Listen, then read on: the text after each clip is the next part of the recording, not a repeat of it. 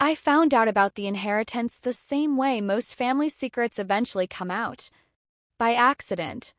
Started on a rainy Thursday, the kind of gray day that feels like the world is permanently stuck on pause. I had gone to my parents' house to drop off some paperwork my mom said she needed for insurance. Ordinary visit. Ordinary conversation. Ordinary tension. Dad was in his usual spot at the kitchen table, hunched over piles of envelopes like a dragon guarding junk mail instead of gold. Mom was clattering around the stove, asking me the same 3 questions she always asked. How's work? Are you eating? When are you going to visit more? I was already exhausted. Rent was late. My car needed repairs. My hours at work had been cut again. And somehow everything still felt like it was my fault. While Mom stepped outside to talk to a neighbor, Dad said he needed a pen and told me to grab one from the little drawer next to the fridge. The drawer. The one full of old batteries, paper clips, expired coupons, and mystery objects no one ever throws away. When I opened it, the drawer jammed halfway. Something had slipped behind it. I tugged. It stuck. I tugged harder. And that's when a folded envelope slid out and fell on the floor. My name was on it. Not family. Not household. Not Mom and Dad. Just my name. Written in careful handwriting I recognized immediately. My grandmother's. My heart flipped. She had died 8 months earlier. And I had cried alone in my tiny apartment because I couldn't even afford the gas to drive to the cemetery. I looked at Dad. He froze. Then his face changed. Not surprised. Not confused. Annoyed. Put that back, he said. Calm.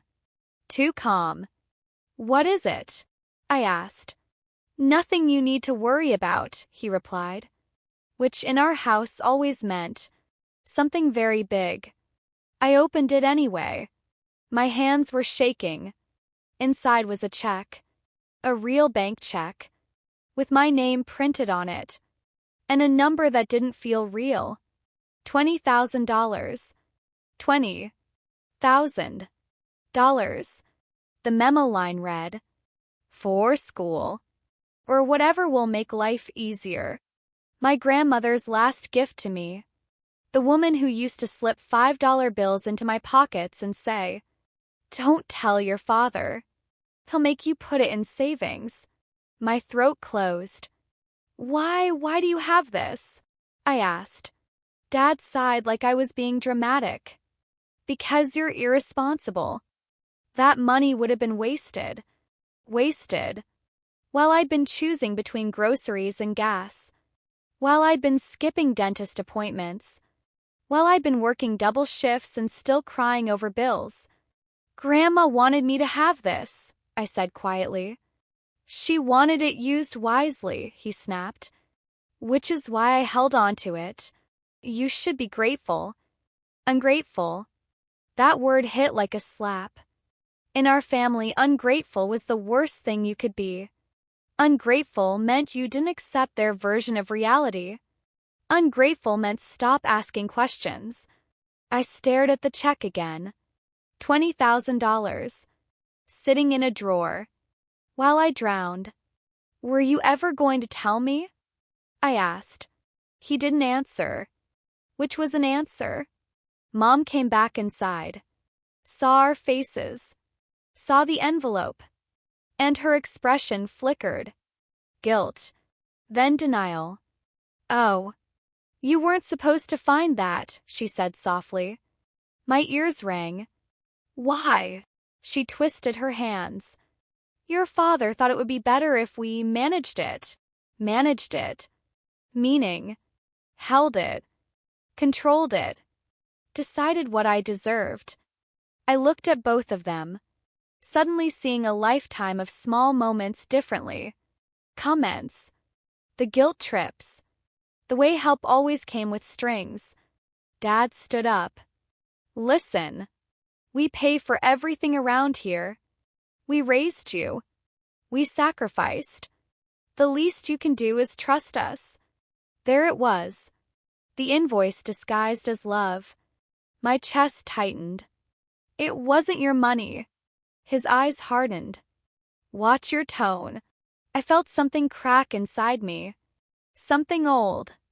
Something that had been trained to stay quiet. For 8 months, I said slowly, you watched me struggle. You knew I was breaking. And you hid this. He shrugged. Life is supposed to be hard. Builds character. I realized. It wasn't about protecting me. It was about control. About keeping me small. Dependent. Needing permission for everything. I folded the check back into the envelope. My voice was calm. Too calm. I'm taking what Grandma left me. Dad laughed. A short, ugly sound. No. You're not. And in that moment, I understood something terrifying and freeing at the same time. This wasn't just about money. It was about who I was allowed to be. I didn't raise my voice. I didn't slam anything. I just stood there, holding the envelope like it was a living thing.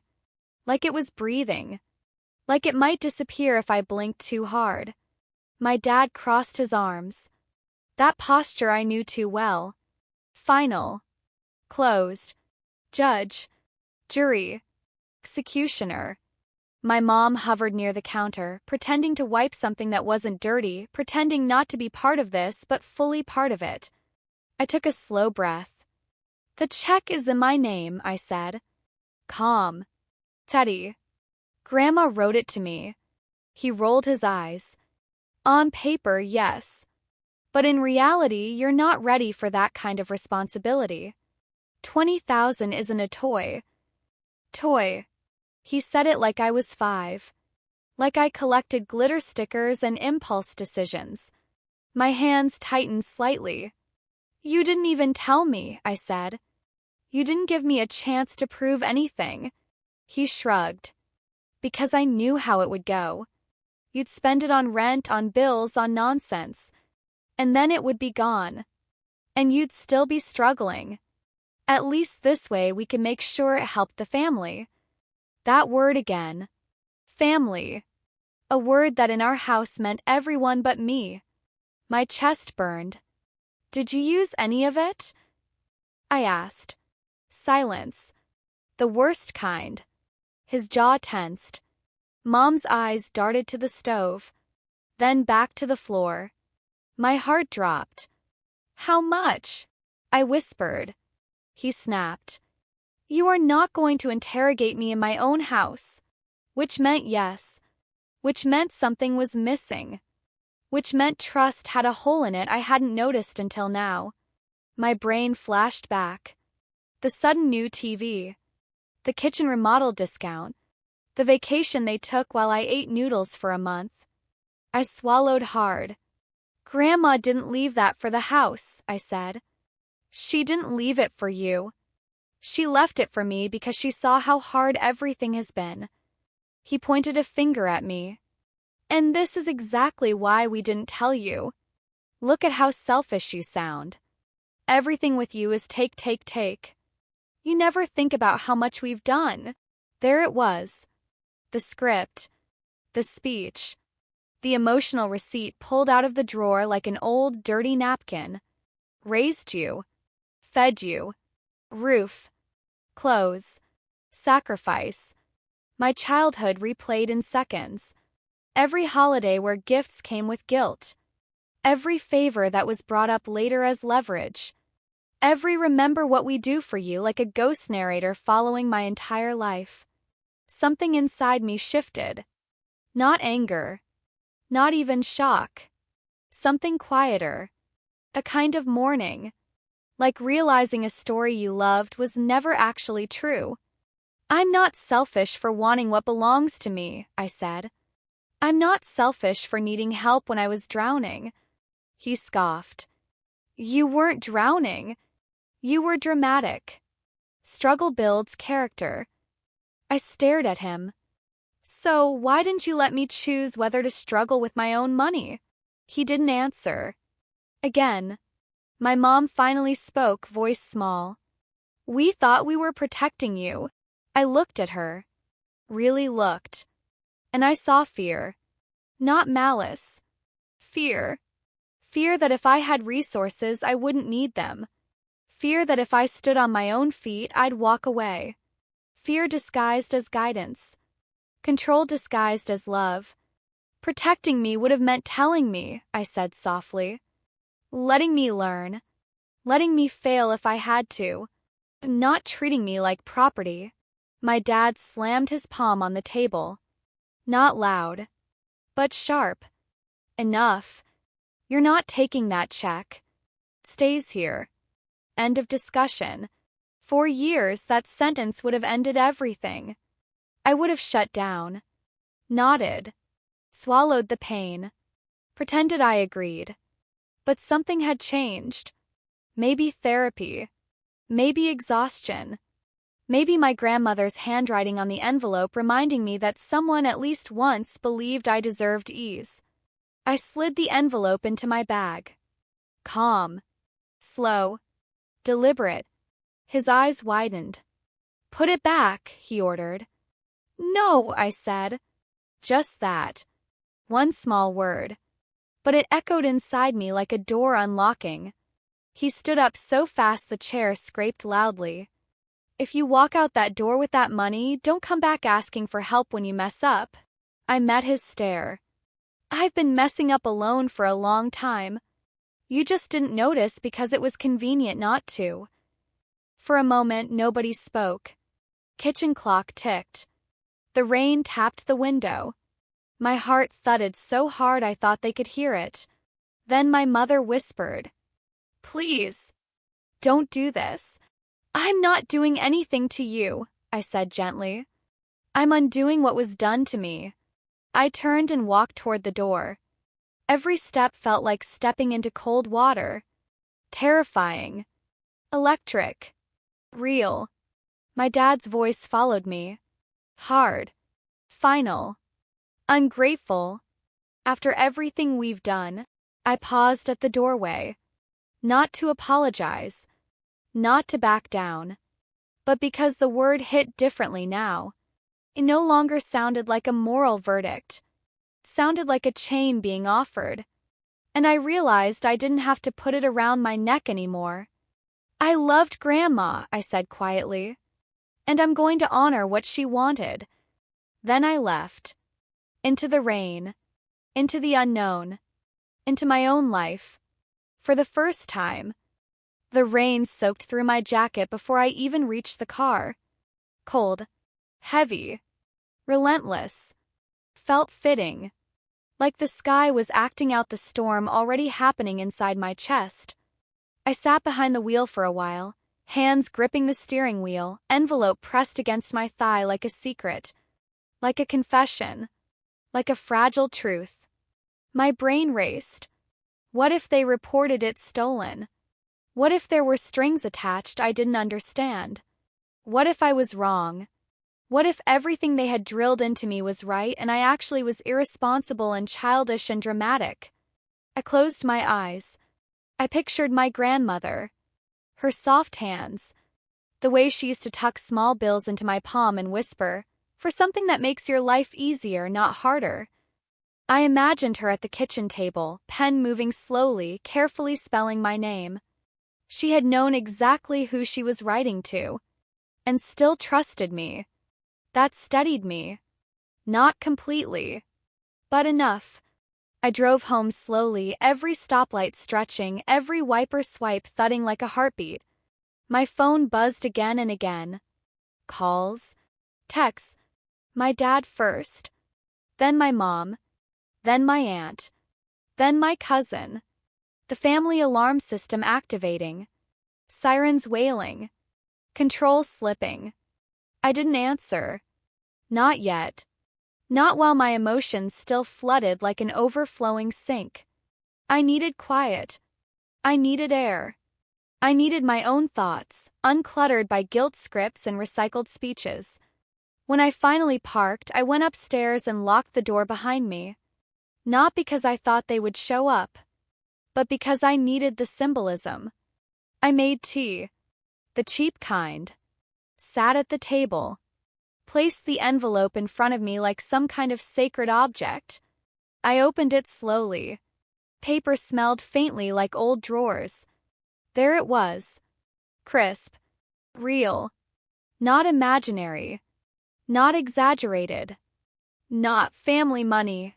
My name. My grandmother's signature on the letter tucked behind it. My eyes scanned the words. She wrote about wanting to give me a little head start, about how she knew life had not been fair in ways people didn't like to talk about how how she hoped I would use it for stability, education, or breathing room. There it was. Proof. Not selfish. Not dramatic. Seen. I didn't cry right away. Instead, I felt strangely calm, like something that had been twisted inside me for years suddenly aligned. Then the tears came anyway. Not loud. Not movie tears. Just steady ones. I wiped them and picked up my phone. I didn't open the family group chat. I didn't open the missed calls. I opened a notes app and started writing. Not a speech. Not an explosion. A boundary. Clear. Simple. Adult. I wrote, I know about the inheritance. It was mine. You kept it from me. That broke my trust. I'm going to manage it responsibly on my own. Please don't contact me until you're ready to talk without yelling, guilt, or manipulation. I stared at the message for a long minute. Then I copied it and sent it separately to both of my parents. 3 dots appeared almost instantly. Then disappeared. Then appeared again. Then the messages dropped in. My dad, you are destroying this family over money. Disgusting. My mom, we were only trying to help. We didn't want you to waste it. Please don't twist what happened. I felt the old reflex rise like muscle memory. Explain. Soften. Apologize. Make it easier for them to feel okay. But then I remembered the envelope. The silence when I needed help. The years of figure it out. I didn't respond. Silence became my answer. The next few days felt surreal. Half grief. Half relief. Half like losing parents. Half like finding myself. I made an appointment with a financial advisor through my job's employee assistance program. Free first session. He looked at the number. Whistled softly. Okay, he said. Let's make this work for future you, not just today you. We talked about debt, emergency funds, interest, caution. He didn't talk to me like a child. He didn't question whether I deserved it.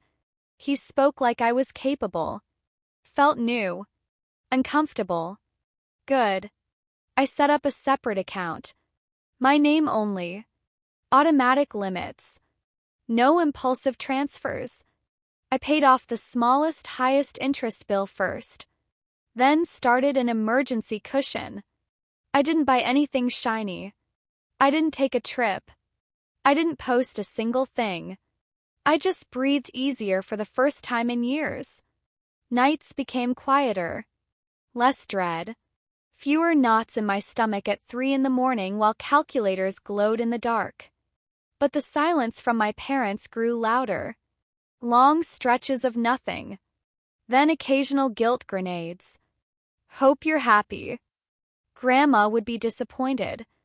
You'll come running back when the money runs out. Message landed like a bruise.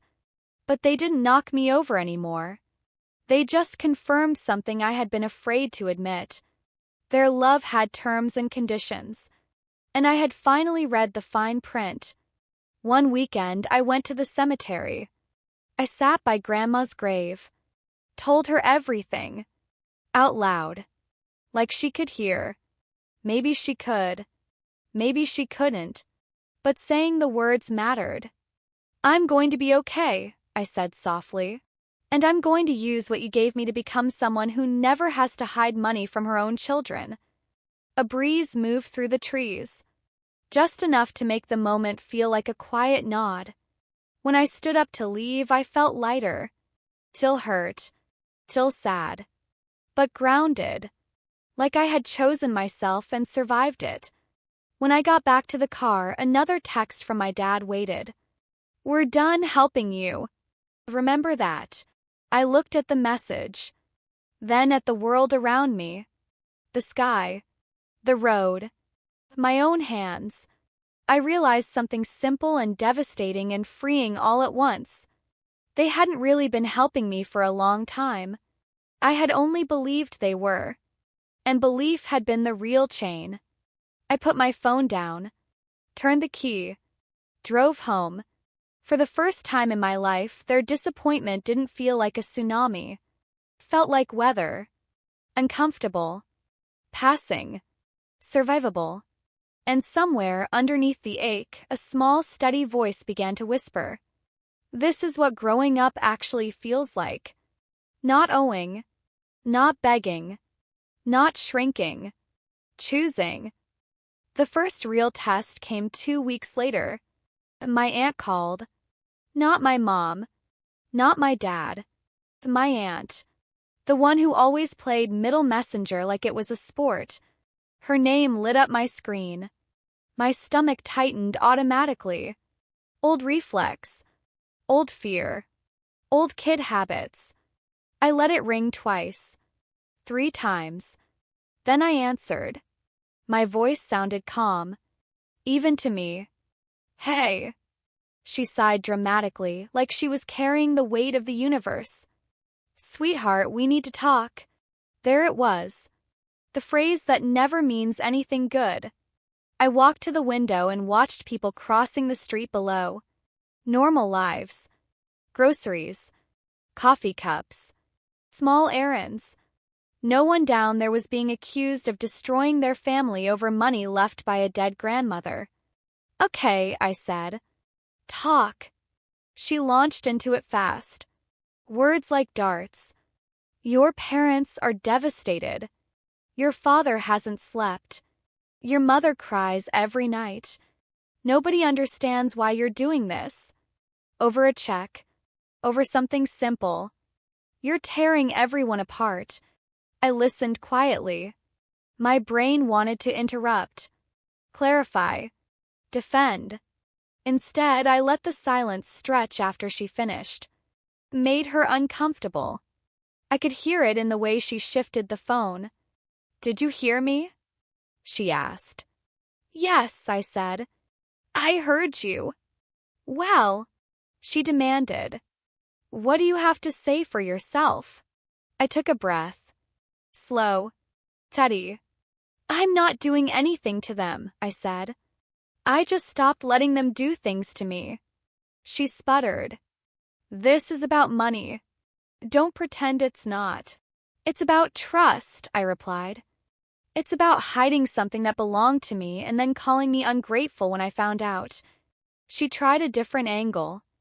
"They were protecting you." I almost laughed. Not the funny kind. The bitter kind. "From stability?" I said. "From having a cushion so I didn't have to panic every month?" "That's not protection. That's control." She clicked her tongue.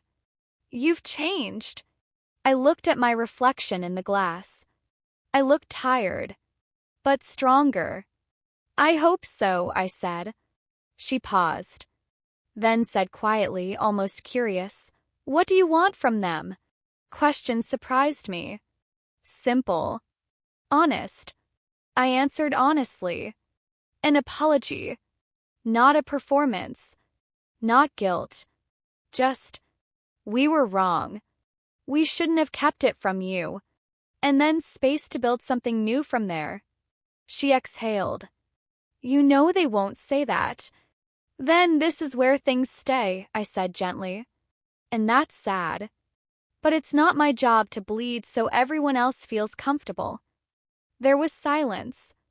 Then a softer voice. My aunt again. But real this time. Not the messenger. "You sound different," she said. "Older." Maybe I finally am, I said.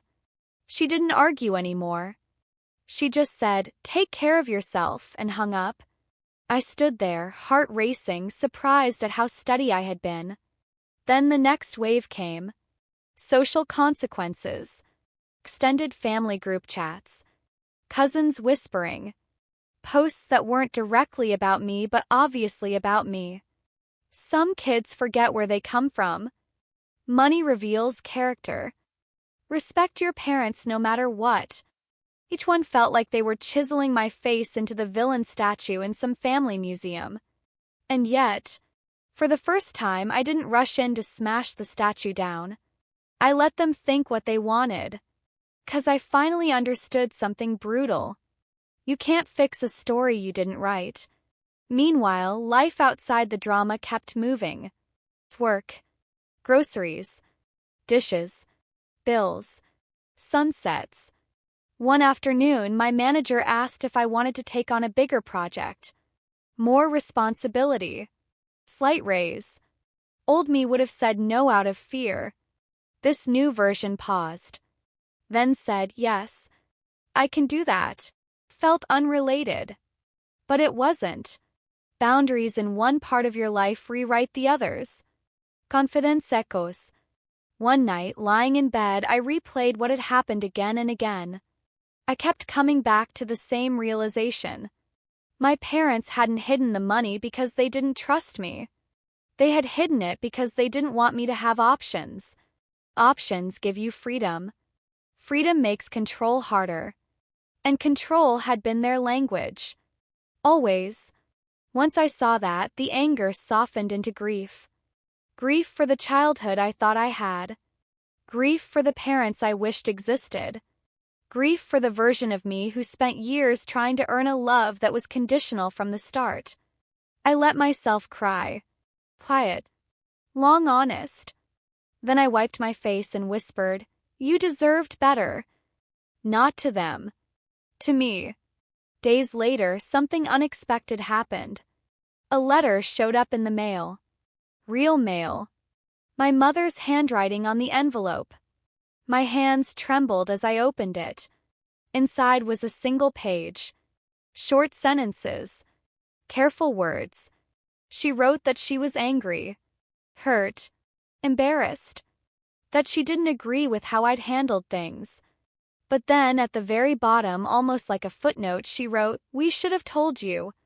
That part was wrong. I stared at that line until the ink blurred. It wasn't the apology I wanted. But it was the first crack in the wall. And cracks let in light. I folded the letter. Put it in a drawer. Not to treasure it. Not to obsess over it. Just to mark the moment. Proof that maybe, slowly, truth had begun to matter more than image. That night, I slept without waking up in the middle. No dreams. No storms. Just rest. Real rest. And somewhere in the softness of that sleep, I realized the inheritance had already done more than money ever could. It didn't just pay bills. Paid attention. Forced me to see who I was. Who they were. And what I was finally willing to accept. Or not accept. In the morning, the world looked the same. Coffee. Traffic. Emails. But inside, something had shifted like the quiet turning of a tide. I wasn't the ungrateful child anymore. I wasn't the burden. I wasn't the problem to be solved. I was the adult in the room. And I wasn't giving that back. The real confrontation didn't happen with shouting. Didn't happen across a dining table or on a driveway with neighbors pretending not to listen. It started with a calendar invite. My dad sent it. Subject line, family discussion. Location, their house. Time Sunday 5 p.m. No emojis. No explanations. Just an appointment like it was a dentist visit. My first instinct was to refuse. To delete. To pretend I hadn't seen it. But something inside me whispered, "Go." Not to fight. To finish. I texted back one word. "Okay." The drive there felt like time travel. Same roads, same gas stations, same cracked sidewalks from my childhood. Only this time, I wasn't the kid in the back seat rehearsing apologies in my head. I was the adult behind the wheel. My chest still tightened, though. Some ghosts live in muscle memory. When I walked inside, the house smelled like lemon cleaner and control. Everything polished. Everything in place. My parents were already sitting at the table. No food. No plates. Just chairs. A stage. My mom smiled too wide. My dad didn't smile at all. I sat, hands on my lap, heart steady but alert. He started. Of course he did. "We're disappointed," he said, voice clipped. "You embarrassed us. You made us look like thieves." I didn't interrupt. He continued. "Family matters stay inside the family. You don't freeze your parents out. You don't take money and run. That's not how we raised you." My mother nodded along like a background choir. I waited for the pause, then said, calm, slow, deliberate, "You didn't look like thieves because of me. You looked like thieves because you hid something that wasn't yours." My dad's jaw tightened. "We were safeguarding it," he snapped. "You're impulsive." "Show me when," I said. "Show me evidence that I've ever blown money recklessly." He faltered. Just for a second. Then changed lanes. "You don't understand responsibility. You move out and suddenly you think you know better than everyone." I took a quiet breath. "I understand responsibility enough to pay my rent, my bills, and now my debts. Without your help." My mom's eyes filled with tears, the kind that came fast, theatrical, ready to drown any logic in their path. "We did everything for you," she whispered. "And this is the thanks we get?" There it was. The lever. The guilt crowbar. I didn't attack. I didn't defend. I said the truth. "I'm grateful for what you did, but I won't pay an emotional tax for the rest of my life. And I won't pretend what you did with the inheritance was okay." The room went still. My dad leaned forward, both hands on the table. "You owe us respect," he said. "Respect is earned," I replied softly. "And it isn't the same thing as obedience." He scoffed. "You've been listening to therapists and YouTube videos." I almost smiled. "I've been listening to myself," I said. He shifted again, trying a last angle. "Fine. You're grown. To make your choices. But don't expect us to be there when everything collapses." Those words used to terrify me. They used to feel like exile. Now they sounded more like a threat that had lost its power. "I'm not asking you to be there," I said. "I'm asking you to be honest. If that's not possible, distance is better than pretending." My mom wiped her cheeks. "So what now? You punish us forever." "No," I said. "I set boundaries. If you talk to me like I'm a criminal, if you try to control my finances, if you guilt-trip me for choosing myself." I stepped back. "That's not punishment. That's protection." Silence stretched across the table like a cold cloth. My father leaned back, studied me as though I were a new species. Something he couldn't categorize, couldn't dominate, couldn't shape. Finally, he said, "I don't agree with any of this." "You don't have to," I replied.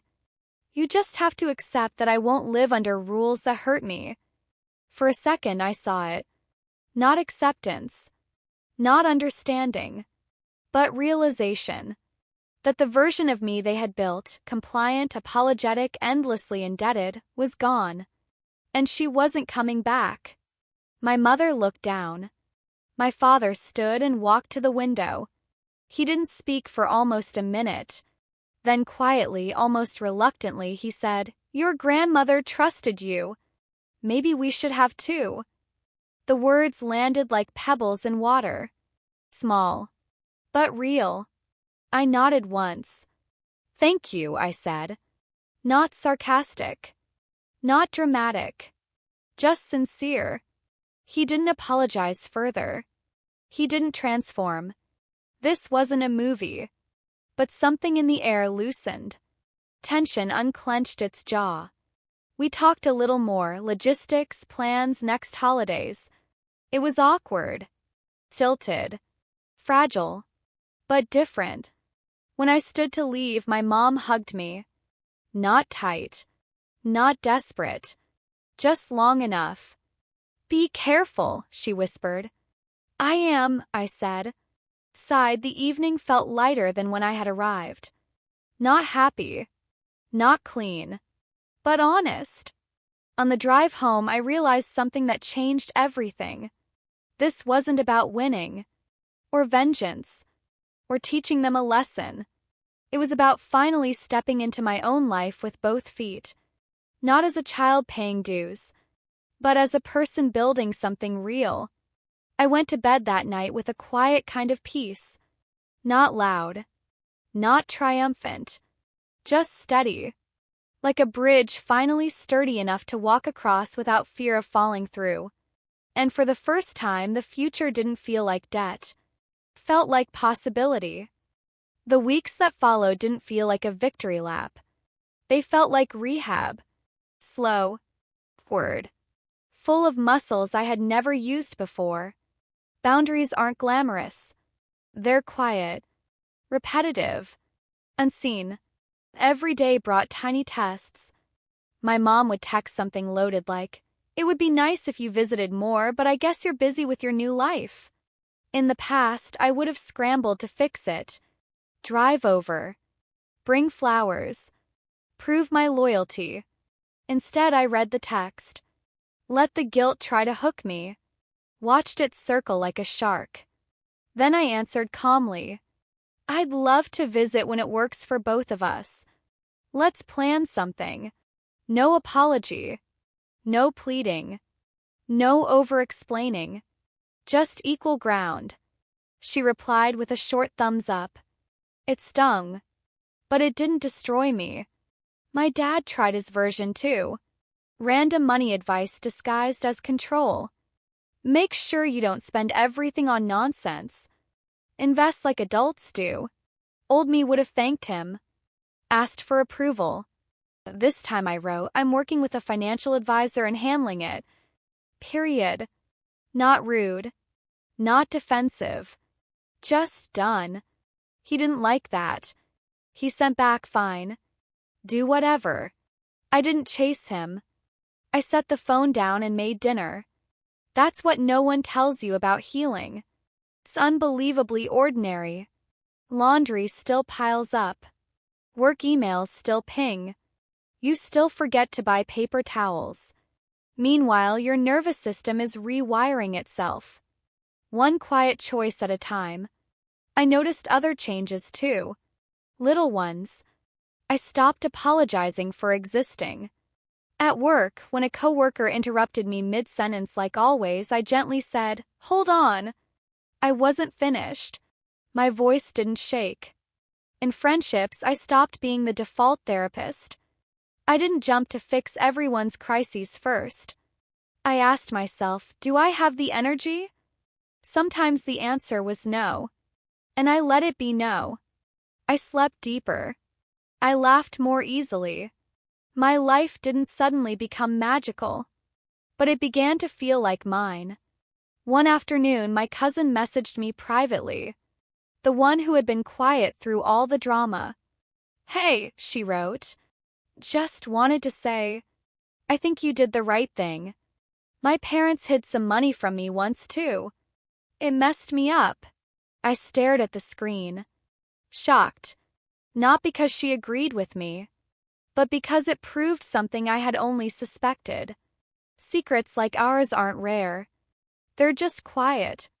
They're buried under phrases like family first and respect your elders and be grateful. I typed back, thanks for telling me. She replied, you made it okay to talk about it. That sentence sat in my chest like a warm stone. Maybe nothing about this had been pointless. Maybe my refusal to disappear had opened a door for someone else. Meanwhile, my parents slowly adjusted to the new version of me. Not quickly. Not smoothly. There were slip-ups. My mom tried to hand me bills to look over. I handed them back. My dad made snide comments about kids these days and their therapy. I didn't take the bait. Instead, I said, "Therapy helped me understand our family better." He rolled his eyes. But later that night, he texted, "What exactly do you talk about in there?" Not hostile. Curious. I told him the truth. Patterns. Feelings. The ways we hurt each other without meaning to. How to stop repeating what doesn't work. He didn't answer. But 2 days later, my mom mentioned quietly that they had scheduled a session with a counselor their church recommended. I didn't cheer. I didn't claim credit. I just said, "That sounds like a good step." Because it wasn't my job to fix them. Only to stop letting their brokenness spill through me. One evening, I sat on my couch with the lights low, bank statements on the coffee table. Not because I was panicking for once, but because I was planning. I ran the numbers. Emergency fund. Retirement. Class I wanted to take at night. Graphic design certification. Something for me. Something that stretched my world further than survival. Grandma's money didn't feel like a secret anymore. Or a weapon. Or a wedge. Felt like a promise. Not from my parents. From life. From myself. A promise that I deserved stability. I made a tiny transfer toward the class. My finger hovered over the confirm button. Old voices echoed. Be practical. Don't get ahead of yourself. Who do you think you are? I clicked anyway. Confirmation screen popped up. There was no thunder. No applause. Just quiet. And in that quiet was freedom. On Sunday, I went for a walk through the park. Kids chased pigeons. Couples argued gently about directions. Someone played an out-of-tune guitar. The world was not watching me, judging me, narrating me. It was simply moving. And I was moving with it. For once, my story wasn't being written over my head. I was writing it. Slowly. Imperfectly. Honestly. Later that week, my dad invited me for coffee. Just us. No speeches. No agenda. I was cautious. But I went. We sat across from each other in a small cafe. He stirred his drink too long. Finally, he said, "You're different." I smiled faintly. "I'm trying to be healthier." He nodded once. Cleared his throat. "I still don't like how you handled things." I shrugged gently. I didn't like how things were handled either. He exhaled. Heavy. Real. "I'm working on it." Not "I'm sorry." Not yet. But something. Something truer than anything he'd said before. "Me too," I replied. We sat there. Two flawed people. Not enemies. Not a hierarchy. Just a father and an adult daughter learning each other again. When I drove home, I noticed something else had shifted inside me. The anger had faded. Not erased. Not forgotten. But softened into understanding. I could acknowledge the damage without staying broken. I could remember the lies without living like they defined me. My grandmother had left me money. But the real inheritance was something no one could hide. Clarity. Self-respect. A spine that didn't bend every time someone said family. That night, as I turned off the lights and crawled into bed, a thought crossed my mind. Simple. Steady. Unapologetic. I'm not ungrateful. I'm free. And for the first time, that sentence didn't feel like rebellion. Felt like the truth. There's a strange quiet that comes after you stop begging for love. Not the silence of abandonment. Not the echo of slammed doors. A different kind of quiet. like the air in a room that has just been aired out. Lighter, cleaner, honest. I started noticing it everywhere. At work, at holidays, in conversations that used to send me spiraling. Thanksgiving came faster than I expected. The first big family gathering since everything exploded. I debated skipping, staying home with takeout and Netflix and peace. But another voice spoke up. Not the old guilt. Not obligation. Just curiosity. Could I go there and still stay myself? Could I sit at the same table and not shrink? So I went. I drove slowly, hands steady on the wheel. No rehearsed speeches. No imaginary arguments. Just boundaries tucked in my chest like quiet armor. When I walked in, the familiar smells washed over me. Turkey. Cinnamon. Too much perfume. Too many opinions. My mom hugged me first. Not tight. Not cold. Just human. "Hi," she said softly. I said hi back. No explosions. No drama. My dad gave me an awkward pat on the shoulder. A truce gesture. My relatives stared, then quickly pretended they weren't staring. Plates clinked. Chairs moved. The world continued. I found a seat near the middle instead of the corner where I usually hid. My aunt, the messenger, smiled nervously and asked about work. I told her. Calm. Centered. She listened. Really listened. No guilt bombs. No backhanded comments. Small miracle. When dinner started, my father raised his glass. I braced instinctively. Old reflex. But instead of lecturing, he said, "I'm grateful for growth. Even when it's uncomfortable." He didn't look directly at me. But he didn't have to. The message landed anyway. My chest loosened. Just a little. Through the meal, small tests popped up like tiny landmines. Jokes about kids today. Subtle digs about independence. I didn't take every bait. Sometimes I redirected. Sometimes I said nothing and changed the subject. Sometimes I simply smiled and let the awkwardness belong to the person who created it. That was new. After dessert, my cousin pulled me aside to the quiet hallway. "You okay?" she asked. I thought about the question. Really thought. Then said, "Yeah, I think I am." She nodded. It's weird watching someone grow up in the same house but live a completely different story. I laughed softly. "Yeah, but at least now we can say it out loud." She squeezed my hand and went back to the table. I stepped outside for fresh air. The night was cold. Clear. Stars pricked through the darkness. For a moment, the house behind me felt like a museum. A place that once held me, shaped me, hurt me, but no longer owned me. I leaned against the railing and breathed. A memory rose suddenly. Me at 12, sitting on this same porch, listening to my parents argue inside, thinking, if I'm perfect, maybe they'll love me easier. I wanted to reach through time and hug that kid. Tell her she didn't have to earn what should have been freely given. As I stood there, the door opened. My mom stepped out, wrapped in a cardigan. She stood beside me quietly. No theatrics. After a while, she said, "I found one of your old drawings the other day." I smiled. "The crooked house with the purple sky?" She chuckled. "Yes. You wrote on the back, 'One day I'll live somewhere peaceful.'" The words hit hard. I stared at the yard.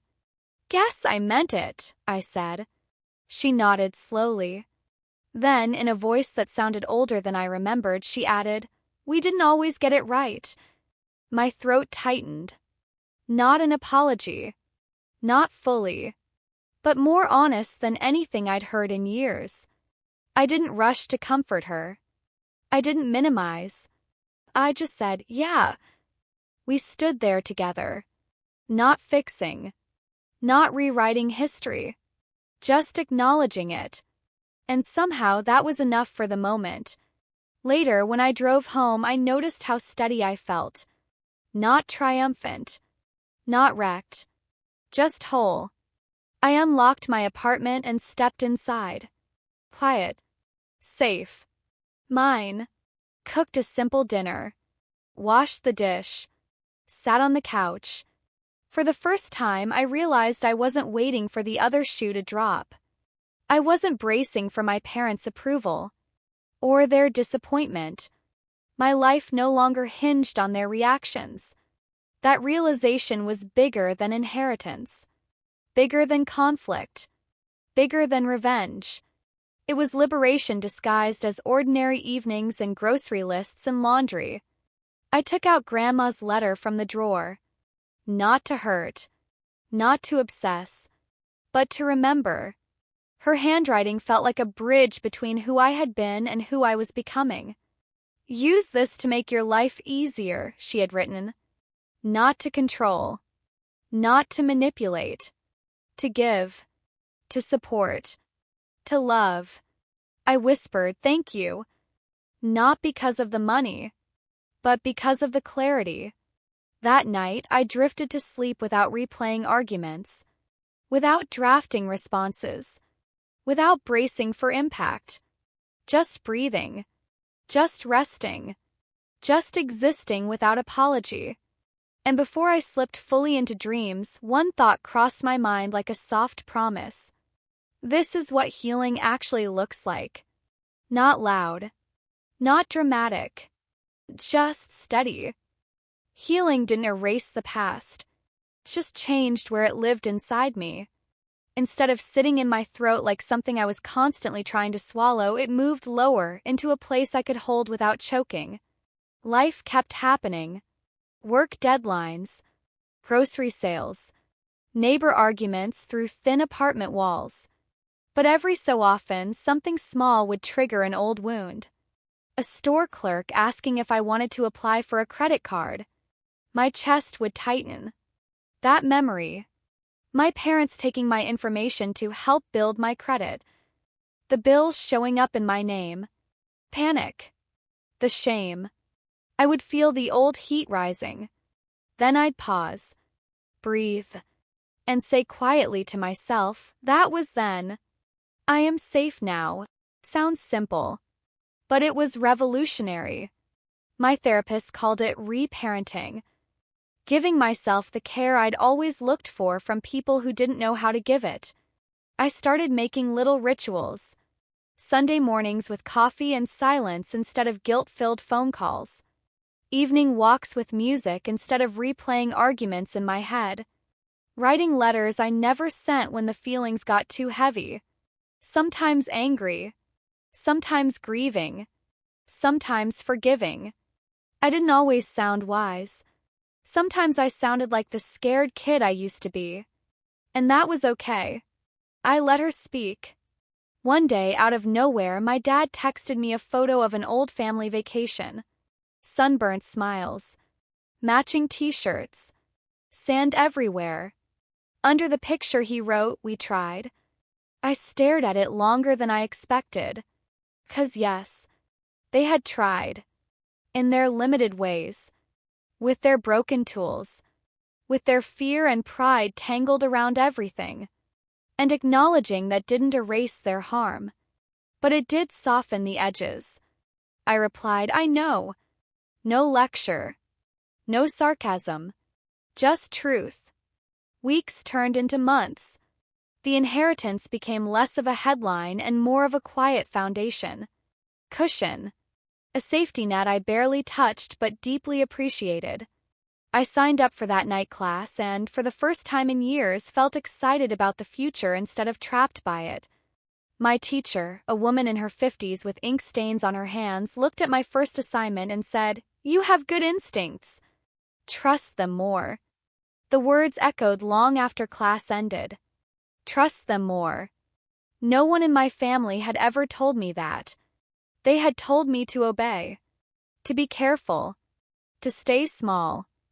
Hearing the opposite cracked something open inside me like a window finally letting in air. I started saying yes to things that scared me a little. Presenting at work. Applying for better roles. Inviting friends over without worrying if my apartment was impressive enough.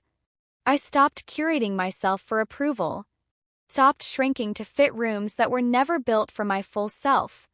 Meanwhile, my relationship with my parents slowly transformed from a battlefield into something resembling neutral ground. Not perfect. Not healed. But functional. We spoke about weather. Recipes. My mom's garden. We didn't dig into the deep things often. And that used to make me ache. Now it simply felt like reality.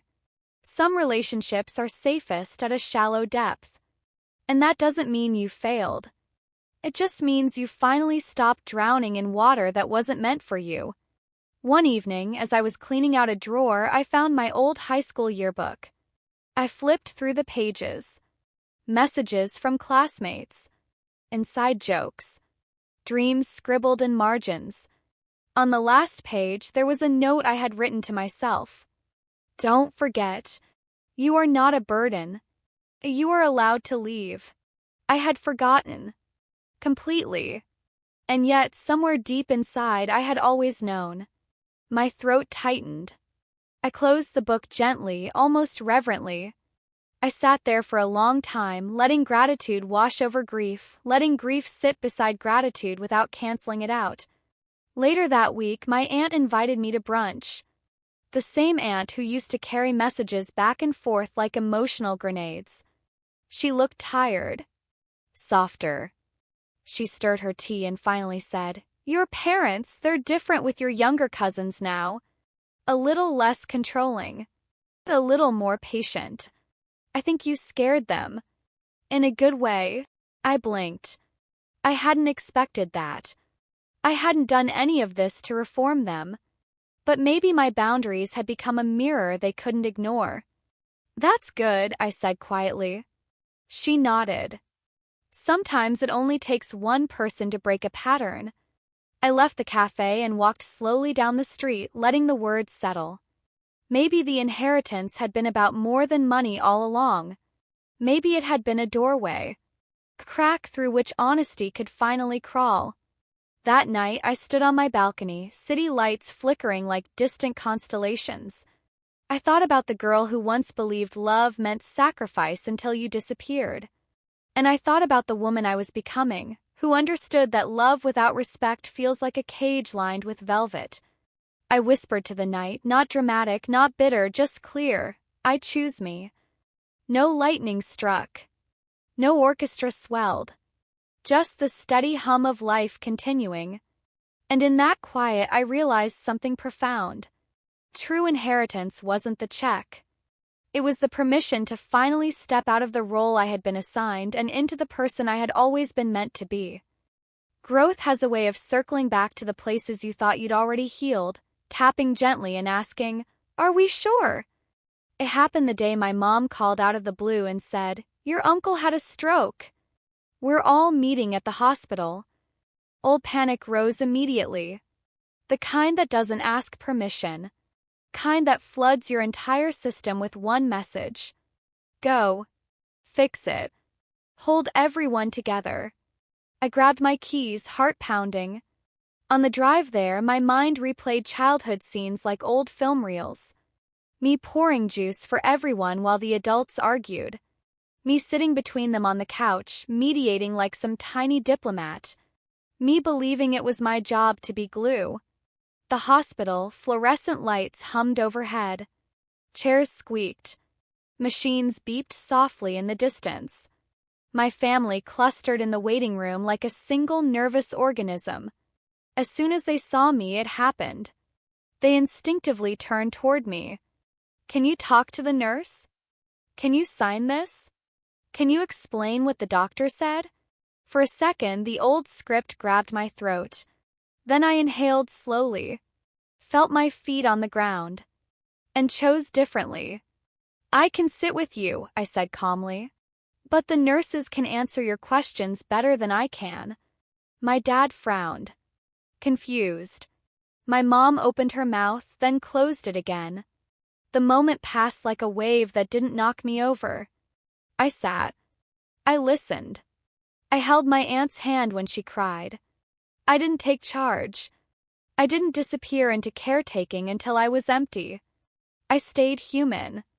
When the doctor finally came, he explained everything clearly. My parents realized I hadn't been withholding magic power all these years. I'd simply been overfunctioning, filling every silence with effort, every fear with action. And standing down didn't make the world collapse, just made space for everyone else to stand up too.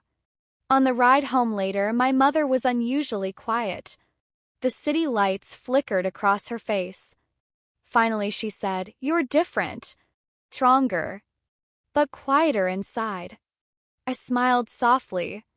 That's what happens when you stop living in emergency mode. She didn't argue. She just nodded slowly like she was filing the thought away. Over the next months, life unfolded in ordinary, sacred ways. My night class turned into a certification. The certification turned into an opportunity. A job opening. More pay. Better hours. A boss who didn't confuse exhaustion with loyalty. I remember sitting in the interview room, answering questions with a grounded voice I barely recognized. Not boastful. Not shrinking. Just steady.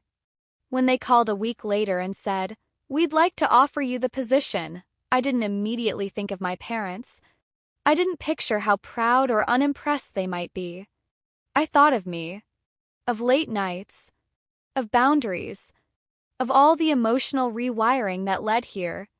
I said yes. Then I sat quietly and let the moment land. I treated myself to dinner.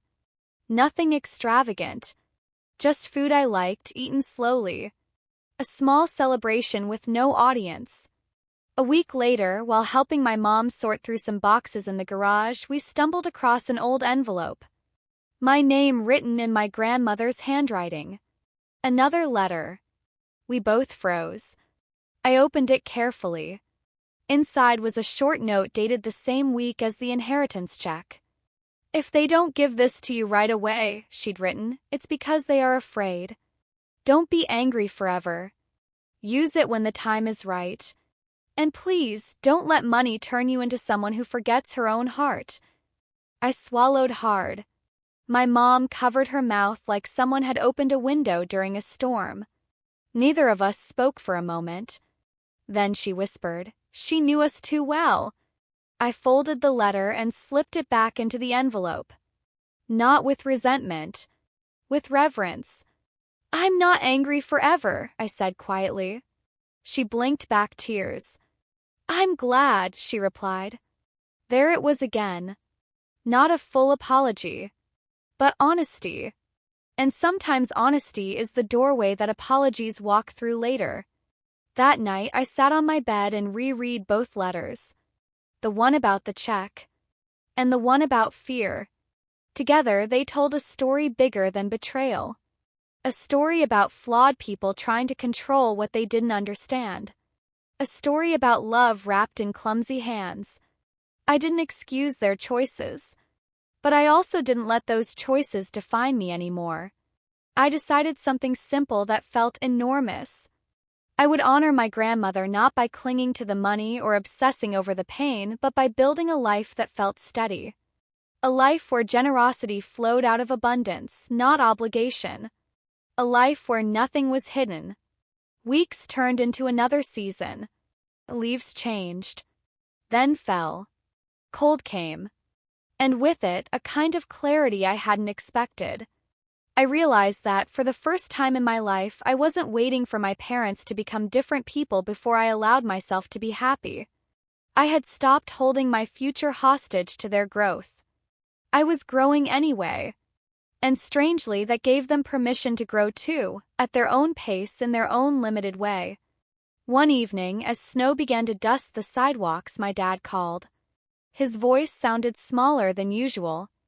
"I was thinking about Mom," he said. He meant my grandmother. "She trusted you." I should have trusted you too. My heart thumped. I didn't rush to fill the silence. I let it exist. He exhaled and added, I'm sorry. The words were quiet, uneven, real. Tears pricked my eyes, but not the hot, angry kind. The soft, releasing kind. Thank you, I said simply. We didn't dissect it. We didn't replay history. We just sat there, breathing on opposite ends of a phone line, letting something old loosen its grip. When we hung up, I didn't feel vindicated. I didn't feel victorious. I felt lighter, like a knot somewhere deep inside had finally agreed to untie.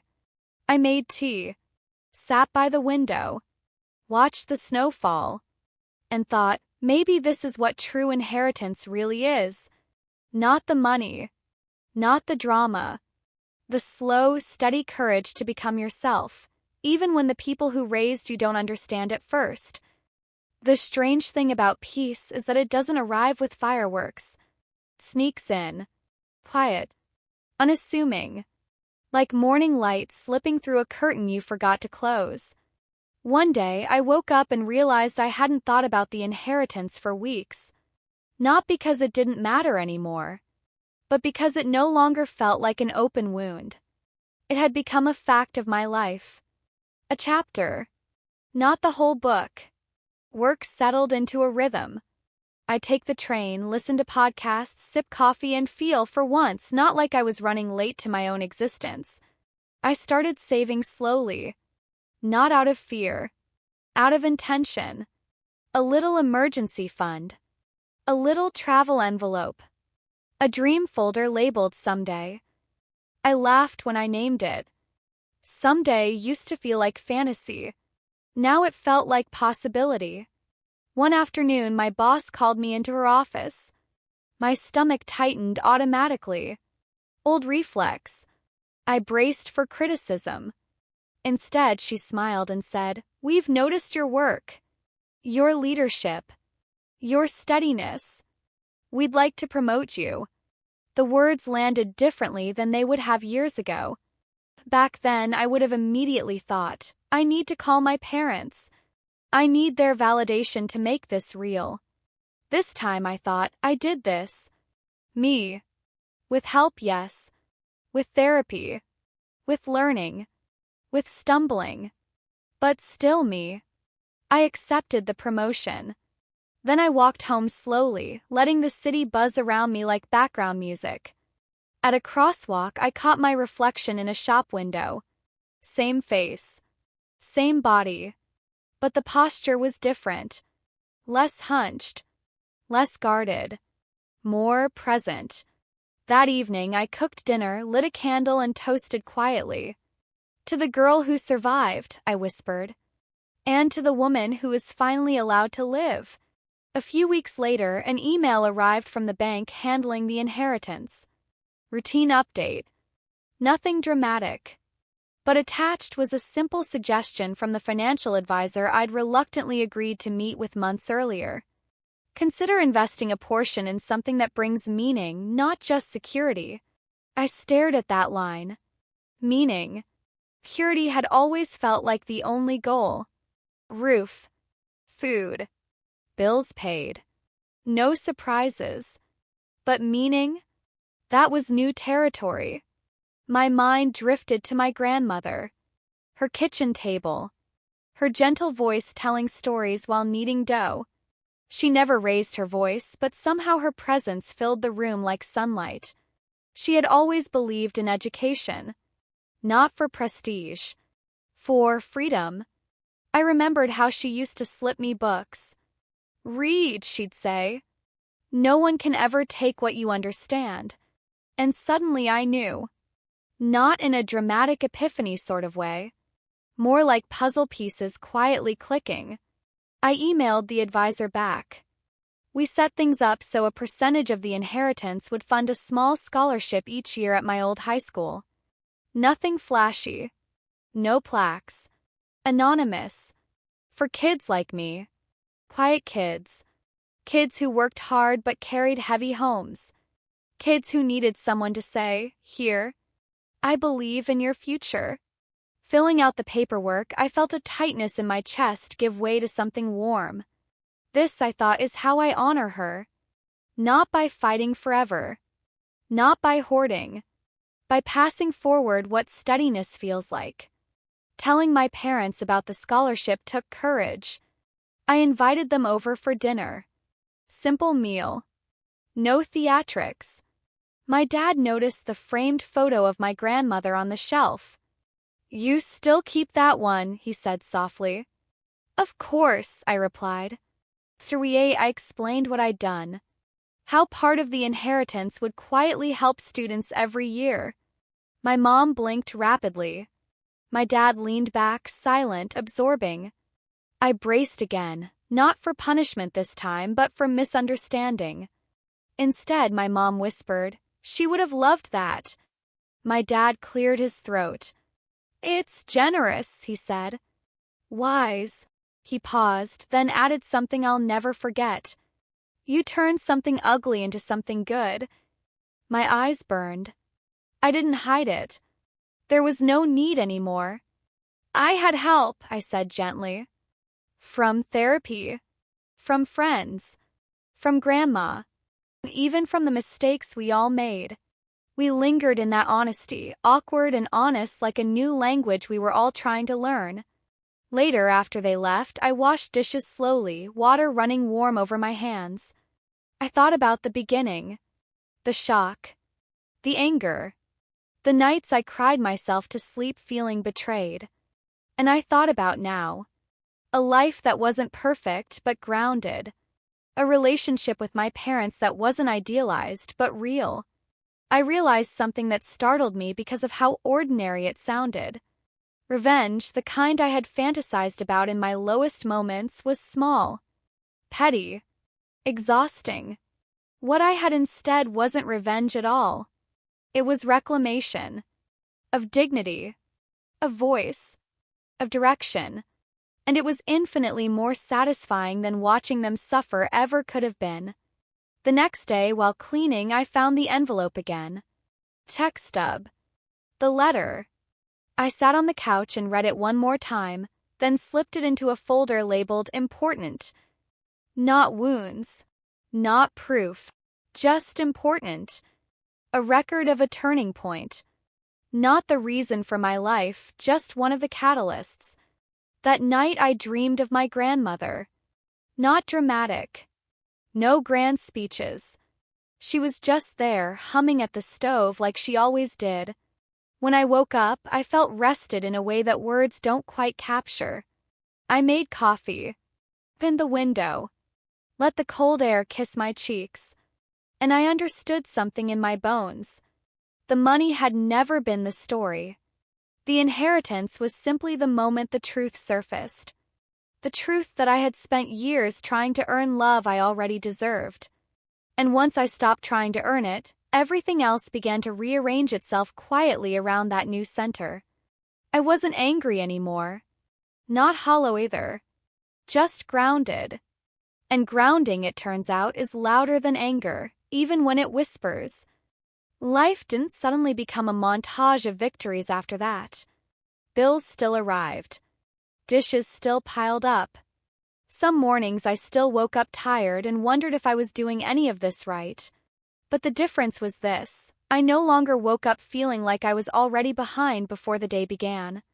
I wasn't chasing invisible approval anymore. I was just living. One Saturday, I went back to my hometown for a small community event.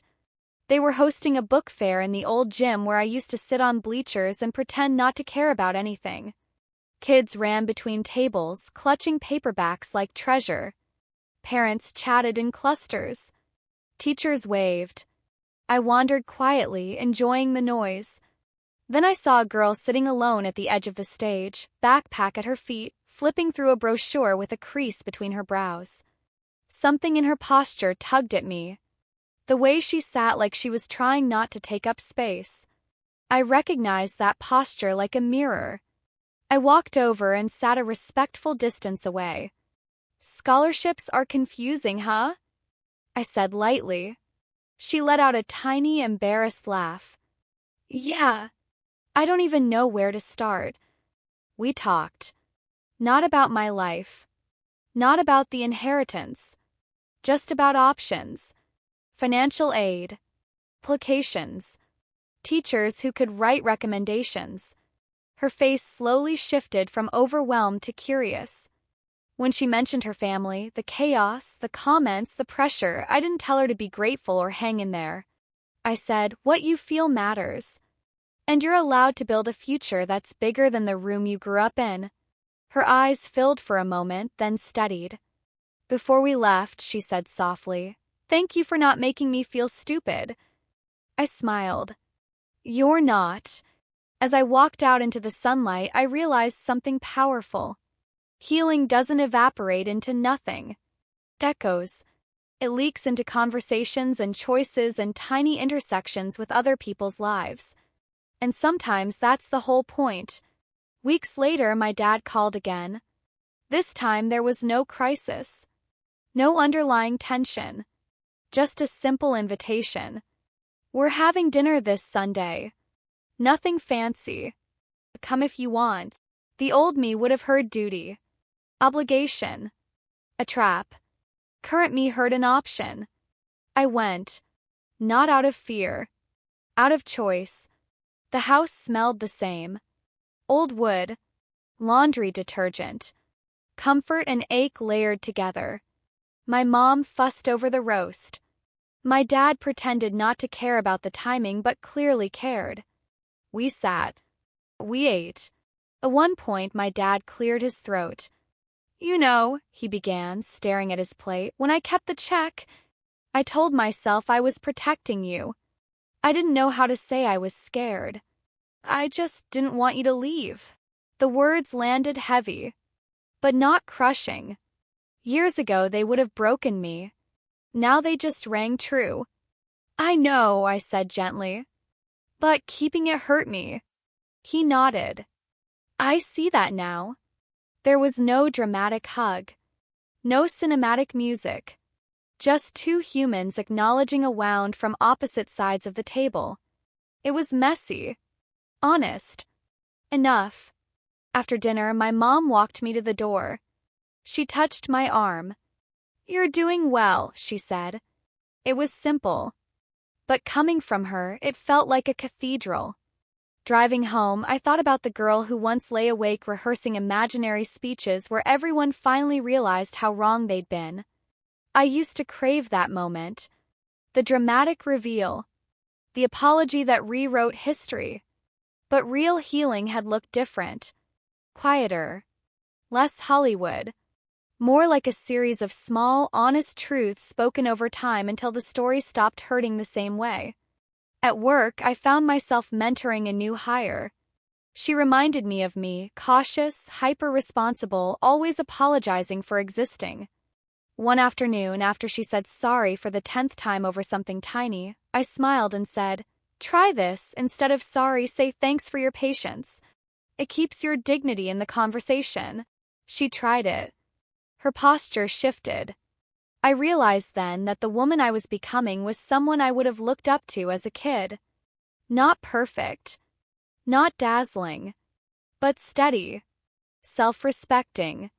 Kind without disappearing. And that realization filled me with a quiet gratitude that had nothing to do with money. One evening I met up with Tasha on our old building's rooftop. The city hummed beneath us. We shared takeout and laughter and the kind of silence that doesn't need to be filled. "You've come so far," she said, nudging me with her shoulder.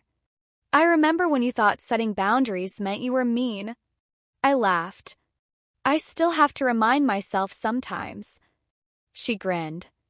"Yeah, but now you do it anyway." Later that night, as I lay in bed, a thought drifted in, uninvited but welcome. If my parents had done everything perfectly, maybe I never would have learned how to choose myself. That didn't excuse the harm, but it reframed the power. I wasn't a victim trapped in an unfinished story anymore. I was the narrator shaping the next chapter. And quietly, steadily, those chapters were starting to look like a life I wanted to keep reading. When I finally fell asleep, it wasn't with a tight jaw or clenched fists. It was with a simple, grounded truth resting peacefully in my chest. I am not something owed. I am not a debt to be collected. I am a person. And that is enough. Endings don't always announce themselves. There's no sign that flashes, "You have healed now." Most of the time, you realize it only in hindsight. It happened for me on a quiet afternoon months later, standing in the produce aisle of a grocery store. I was comparing prices. Spinach versus kale. Old habit. And suddenly I noticed that there was no knot in my stomach calculating what would happen if my card declined. No anxious voice whispering that every decision I made might come back to haunt me. Just calm. For the first time, my life didn't feel like borrowed space. Felt like mine. I paid. Carried my groceries home. Put everything away. It was such an ordinary day that it almost felt holy. That evening, I sat at my small kitchen table with my notebook, something my therapist had encouraged from the beginning. Place for truths. No performance. No editing. I flipped through old pages. Raw anger. Exhaustion. Confusion. So many sentences that started with "why don't they" and "why can't they just," and then gradually a shift. What do I need? What do I choose? What happens if I stop begging? I realized I had moved from auditing their behavior to building my life. And that was the real milestone. I wrote a single sentence at the top of a fresh page. I am done trying to be the daughter they imagined instead of the person I am. The words didn't feel rebellious. They felt like alignment. A few weeks later, I went to visit my grandmother's grave. I hadn't been back since the first chaotic days after the truth came out about the inheritance. The cemetery was quiet. Birds. Wind moving through trees. A dog barking in the distance. I knelt, brushing leaves gently away from her name. "You caused a mess," I whispered, smiling. "But I think it was the mess I needed." I told her everything in my own way. How the check broke open conversations no one wanted to have. How it forced me out of emotional patterns I had mistaken for loyalty. How I was learning, slowly, that love without honesty dries out like something left in the sun too long. And then I said thank you. Not for the money. For the mirror. For the push. For the reminder that I was allowed to want more than survival. As I stood up, I felt lighter, like I was leaving a backpack of old stones behind. On the drive home, my phone buzzed. A message from my dad. "We're grilling tonight. No pressure. There's a seat if you want it." Years ago, that sentence would have sounded like an expectation disguised as kindness. Now it genuinely felt like an invitation. I almost didn't go. Not out of spite. Just because I had plans with myself, a bath, a book, an early night. And then it hit me. Choice. I could say no. Or yes. And both would be okay. I smiled and typed back, "Maybe next weekend. Have a good night." There was no guilt spiral afterward. No imaginary courtroom in my head where I defended my decision. Just quiet peace. Later, while washing my face, I caught my reflection and paused. I thought about every version of me that had gotten me here. The little girl who stayed small so no one would be upset.